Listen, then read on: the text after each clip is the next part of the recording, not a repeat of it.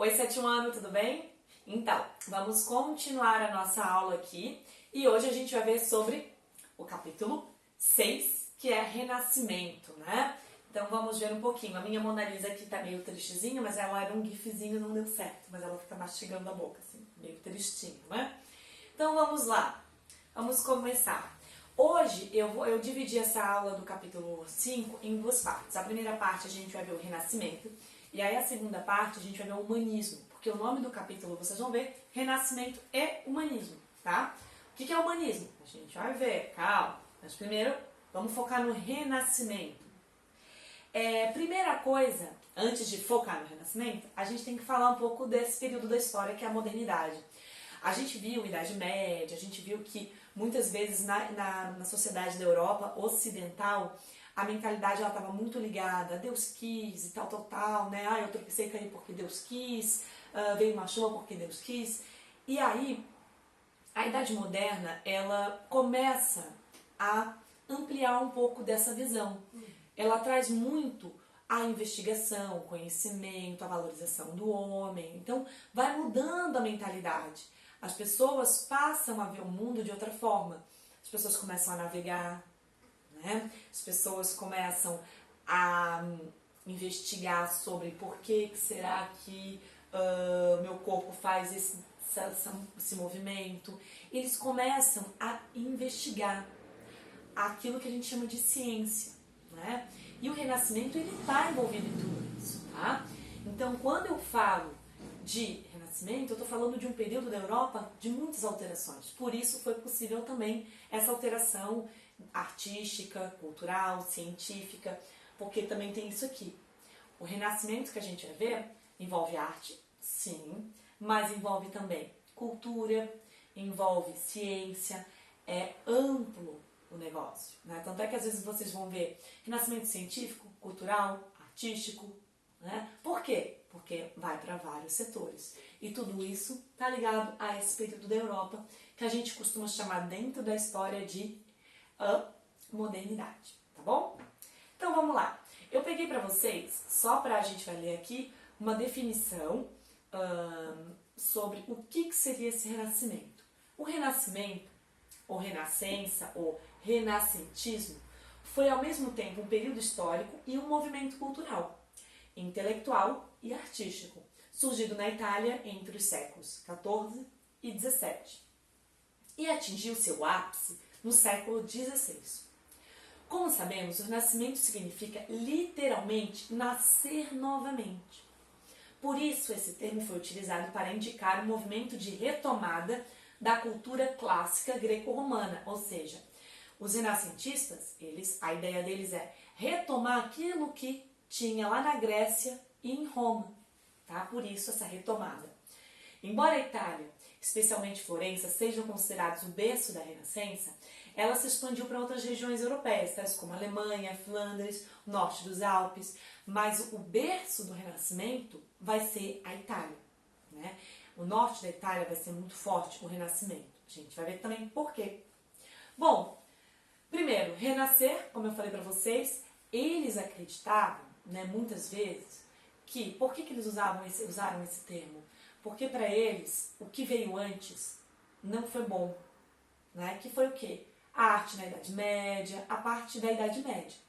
Então eles achavam que o que veio antes da Idade Média, aí sim era melhor, que era a arte greco-romana, as coisas lá da Grécia e de Roma. Então, os renascentistas, o que eles queriam? Eles queriam pular o período, digamos assim, medieval e buscar reviver o que teve antes desse período, Grécia e Roma. Por isso o nome Renascimento Cultural. Eles acreditavam, né, que eles precisavam renascer aquilo que tinha morrido lá atrás. No caso, Grécia e Roma, certo? Agora, Mari, por que surgiu na Itália esse movimento? Por que não surgiu, sei lá, na Alemanha ou em Portugal? O que faz da Itália esse lugar para isso? Bom, a Itália, gente, ela tinha uma burguesia muito forte. Tá, o que a burguesia tem a ver com isso? A burguesia vai ser uma das principais patrocinadoras dos artistas, por exemplo. Né? Vão encomendar muitas obras, tá? A Itália foi nada mais nada menos do que o Império Romano, né? Então lá na Itália tinha muitos resquícios de Roma antiga, os prédios, edifícios, estruturas, documentos sobre aquele período, e a galera estudava muito sobre isso. Então a gente tem o chamado resquícios da antiguidade, e a galera estava estudando muito. Então esses fatores ajudaram com que a Itália se tornasse o berço do renascimento cultural, tá? E quando eu falo em patrocínio, tá? A burguesia patrocinou muitos artistas. A gente chama isso de mecenas, tá? O mecenato. Já vamos chegar lá daqui a pouco. Professora, o que é mecenas? Calma. Aí, antes de eu falar um pouquinho, eu só queria mostrar para vocês a diferença, tá? Talvez aqui, olhando na televisão, não seja tão nítido, mas se vocês olharem aí nos slides de vocês, vocês vão observar. Eu trouxe duas pinturas aqui, tá?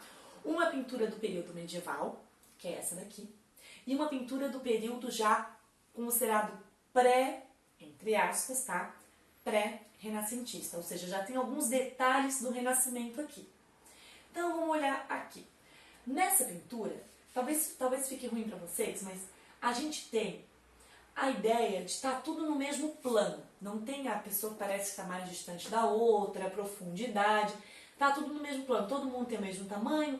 Aí aqui nesse mesmo plano eu tenho Maria muito grande. Então está tudo sempre meio que no mesmo plano, né? Não tem uma ideia de uns estão mais no fundo, outros estão mais na frente. Não tem isso. Já aqui nessa pintura aqui do Giotto, a gente vê um pouquinho mais desse detalhe. Qual detalhe? Esse detalhe de profundidade. Os anjos estão menor lá no fundo, a pedra parece estar mais no fundo. E aí a gente percebe que algumas ideias artísticas começam a surgir. A gente considera aqui, né, que é o início das pinturas renascentistas, com esse quadro Lamentação de Cristo do Giotto, tá? No século XIV. Ele é como o primeiro, né? Assim, considerado um dos primeiros. Aqui foi um exemplo de pintura medieval, que não tem tanta, entre aspas, técnica. E uma outra curiosidade, as pinturas da Idade Medieval, raríssimas vezes vão ter a assinatura do artista. Uma das crenças é que eles acreditavam que eles estavam pintando para Deus, ou eles eram um instrumento de Deus. Então não era o artista que estava pintando, era Deus pintando parte do corpo do artista. Então eles não colocavam nome nas obras. Aqui a gente já tem o artista dizendo, sou eu, essa obra é minha. A gente vai ter isso já. Vamos lá então. Aí, falei do mecenas, mecenato. O que seria isso? Bom, a palavra mecenas, ela tem origem lá da Roma Antiga.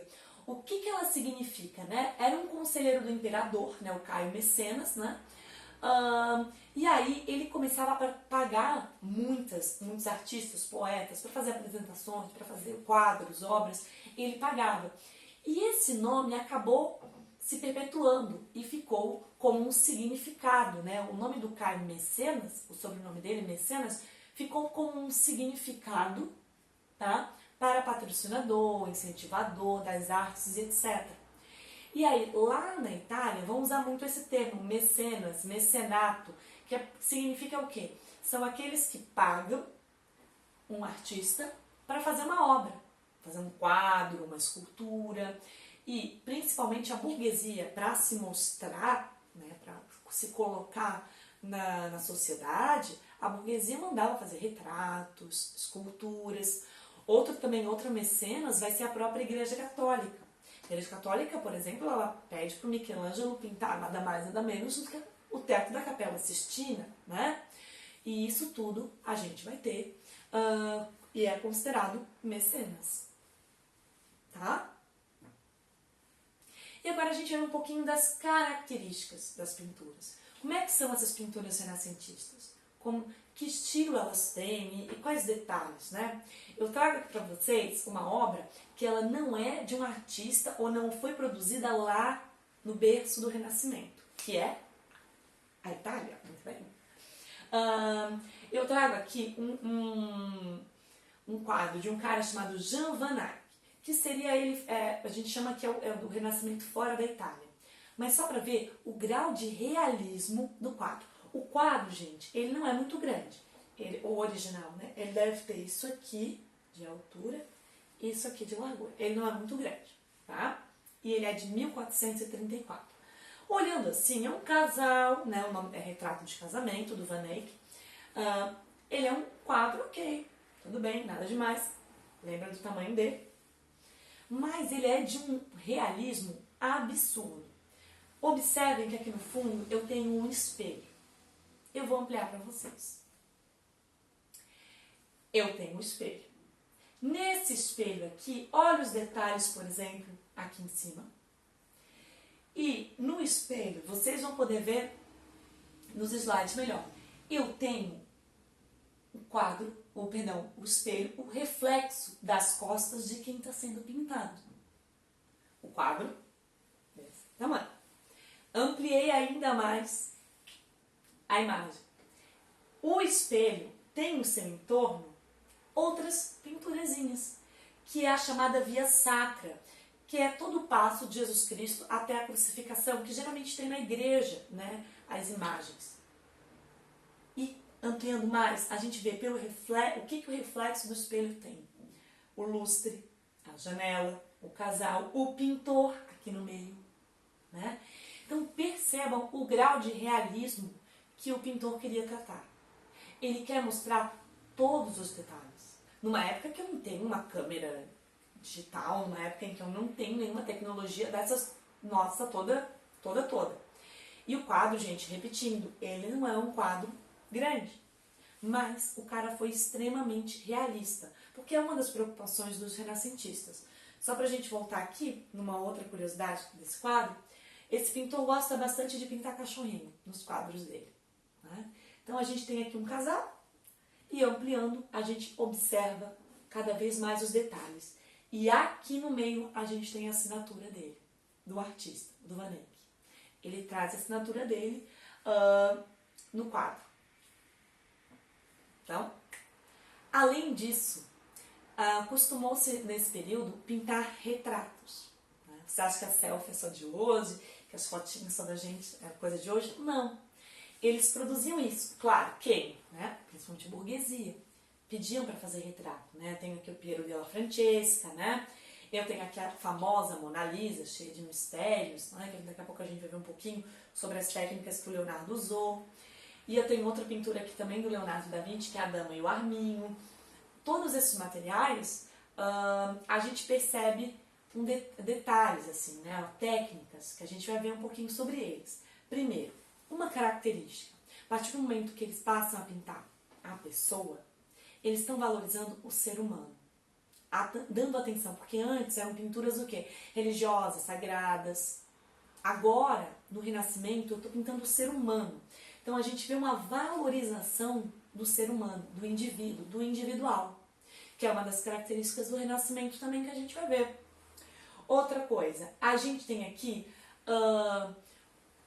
uma coisa muito constante que vai ser o artista ganhando espaço quando pinta um retrato. Como assim, Mara? Ele pintou isso aqui. A partir disso, todo mundo quer que ele também vá pintar para ele, né? Para outras pessoas passam a encomendar. Então, é uma forma de promoção do próprio artista. Ele fez um retrato, chama ele para fazer o teu. Uma forma de promoção. Agora, as técnicas, né? O Leonardo é o cara das técnicas. O Leonardo da Vinci é um cara em vários sentidos, né? Cheio de mistérios. Depois, na próxima aula, eu vou trazer um pouquinho sobre ele também para vocês. O Leonardo da Vinci, né? Ele traz algumas técnicas muito diferentes, tá? Nesse aqui que a gente está vendo, eu tenho a Mona Lisa e aqui eu tenho a boca da Mona Lisa. Que nunca se sabe se ela está sorrindo, se ela está sendo debochada, se ela está... Ninguém sabe. Porque a técnica é a técnica do esfumato. Ele não pega, por exemplo, um lápis e contorna a boca. Ele vai esfumando, fazendo sombras. Estão vendo as sombras? E formando assim a boca. Ele não faz risco para desenhar a boca. Ele vai só esfumando, criando sombras e dando a ideia de que tem uma boca ali. Isso é a técnica do esfumato, né? Outro detalhe, que é um grande mistério, é a estratégia que o Leonardo usa aqui do olhar da Mona Lisa. Ele usa uma técnica que tu nunca, para todo lugar que tu tá, eu tô aqui desse lado, olhando a Mona Lisa aqui, ela parece que tá me olhando. Vocês daí, ela vai parecer que tá olhando para vocês. Se alguém estiver lá do outro lado e olhar a Mona Lisa tá olhando para o outro lado. É uma técnica também que ele criou, tá? Essa ideia de múltiplos olhares, como se ela tivesse sempre te seguindo. E aí gera mais mistério ainda em cima da Mona Lisa. Muitos mistérios. E assim a gente tem aqui uma das obras mais clássicas e mais famosas do Leonardo, né? O Leonardo, que a gente sabe, não foi só um pintor, ele foi um grande engenheiro, ele se envolveu com medicina, né? Ele conheceu o corpo, porque para ele queria fazer a pintura perfeita, né? Então para ele tinha que conhecer o corpo humano para poder fazer uma pintura perfeita. E por isso, o estudo, a investigação, o conhecimento, ele vai atrás de tudo isso. Não só ele, mas esses renascentistas, né? Então eu já vi aqui a técnica do realismo, eu já vi aqui a técnica da profundidade um pouquinho, já vi aqui o esfumato, que é essa técnica do Leonardo da Vinci, eu já vi a ideia do retrato para promover alguém, e agora vou trazer para vocês a ideia de novo da perspectiva, mas agora mostrando mesmo. Esse quadro aqui, por exemplo, o que nós temos? Nós percebemos vários planos. O primeiro plano, as pessoas estão mais próximas, então elas estão maiores. E cada vez que esse plano vai se aprofundando, olha a profundidade aqui, a perspectiva, as pessoas elas vão diminuindo e vai dando a sensação de que elas estão distantes. Isso, pra gente hoje, parece, nossa, mas é fácil. Mas naquela época foi muito estudo. E outro detalhe, gente. As obras, elas são sempre pensadas matematicamente, tá? Então esses caras, eles estão estudando milimetricamente. Nada está fora do lugar. Se vocês perceberem, por exemplo, a figura de Jesus, ela está praticamente no centro da obra. Todos os detalhes eram pensados. Todos. Por isso também muitos artistas demoravam para fazer as obras. O Leonardo é um deles, que estava sempre atrasando. E inclusive foram encontradas várias obras dele inacabadas. Porque ele era muito da ideia da perfeição, né? Eles queriam fazer algo perfeito, milimetricamente pensado, tudo calculado. Só que a gente sabe hoje, né, que não funciona dessa forma. Mas a crença deles era essa. E outro detalhe que eu falei lá no início, olha, os renascentistas eles queriam reviver a arte da Grécia e de Roma. A gente tem um exemplo aqui, O Nascimento de Vênus, de Botticelli. Essa obra aqui, ela é um exemplo de inspiração lá das mitologias da cultura greco-romana. Eles pegam algumas ideias e colocam aqui, né? Então, a gente tem Vênus emergindo do mar como uma mulher adulta, conforme a história lá da mitologia romana. A gente tem ela saindo. Mas mar, isso podia? Eles estavam criando, inventando, se inspirando no passado. E aí podia. E aí, então, só para a gente repensar tudo que a gente viu, novas técnicas sendo criadas. A gente viu, por exemplo, a pintura a óleo do Vanet, que é aquela lá cheia de detalhes quando eu fui ampliando. E a técnica do esfumato também com o Leonardo da Vinci. A gente viu essa coisa da realidade, de representar a realidade, desse realismo. O naturalismo também, a gente vai ver a nudez, por exemplo, ela é algo que vai estar presente, uma coisa mais ligada à natureza, o realismo também, e composição geométrica. Eles são muito preocupados com a parte da geometria. Eles pensam tudo. Então, se vocês olharem um quadro renascentista, vocês vão ver, por exemplo, tô vendo aqui que dá para ver um triângulo. Olha, essa pessoa está no meio, nas laterais a gente tem alguma coisa, então isso forma um triângulo. A gente percebe muito disso nas obras renascentistas. E outro detalhe, eu vou trazer aqui a ideia de luz. Opa, voltei. Pra cá. Vou trazer essa daqui, da Mil Arminho. Olha só, Percebam, tem parte escura e para equilibrar a gente tem a parte como se tivesse uma luz, a luminosidade também. Eles fazem essa, entre aspas, brincadeira, né? Então vamos continuar aqui. Já vi um pouquinho da pintura e a escultura, que uma das figuras mais famosas é o Michelangelo, né? Também temos o Rafael com esculturas. Eles vão fazer algumas obras muito cheias de detalhes. Gente, isso aqui é um material duro, difícil. E eles estão lá trabalhando nesse material. Não tem uma máquina fazendo isso. Não tem uma impressora laser fazendo isso. Eles estão fazendo. São eles ali. E olha só, eu tenho aqui Maria segurando Cristo. Outro detalhe, isso aqui é mármore. E parece um pano. A sensação de leveza, sabe? Eles fazem isso. Eles criam esse tipo de obra. Muito realismo. Se desse zoom, quando vocês olharem nos slides, eu vejo o semblante, eu vejo o rosto da pessoa e o sofrimento. Eu vejo os detalhes, as bordas, as costuras do vestido. Eu consigo observar isso. Então tem uma harmonia também. E claro, gente, isso aqui foi feito com material duro e à mão. A gente tem alguém trabalhando nele e visualizando a obra. Então não é para qualquer um, não. Temos algumas características ligadas aí ao total, né? Tanto as esculturas quanto a obra no todo, pinturas, esculturas, a arquitetura também, que é a monumentalidade. Eles gostam de fazer esculturas que chamem atenção, que toquem o artista, a harmonia e equilíbrio geométrico. Olha o triângulo que eu falei para vocês aqui. Não é? Para fazer um equilíbrio. Daí, enquanto aqui eu tenho um triângulo, aqui, inversamente, a gente também vai ter, né, outros espaços. Nós temos o realismo tanto nas pinturas quanto nas esculturas também. O corpo humano sendo sempre muito bem retratado, buscando nos detalhes, tudo isso.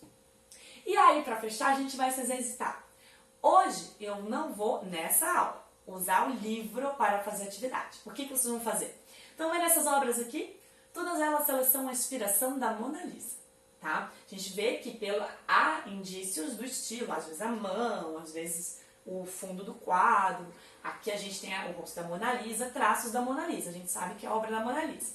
O que vocês vão fazer? Vocês vão fazer uma Mona Lisa de vocês, do jeito de vocês. Numa folha A4, vocês vão fazer uma folha branca A4, vocês vão fazer um desenho, tá? Vocês podem, por exemplo, assim, fazer um desenho estilo Mona Lisa e colocar um óculos, colocar ela mexendo no celular, colocar um batom, um laço. Vocês vão criar a Mona Lisa de vocês, tá?